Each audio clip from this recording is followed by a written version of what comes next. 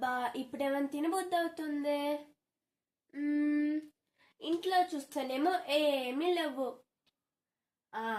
ఇప్పుడే బేకరీకి వెళ్ళేమని తెచ్చుకుంటాను.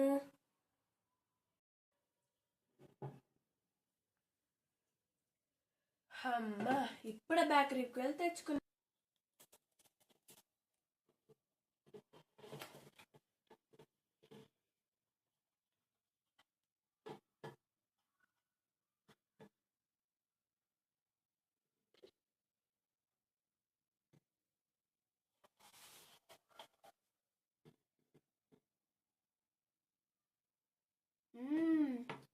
సూపర్.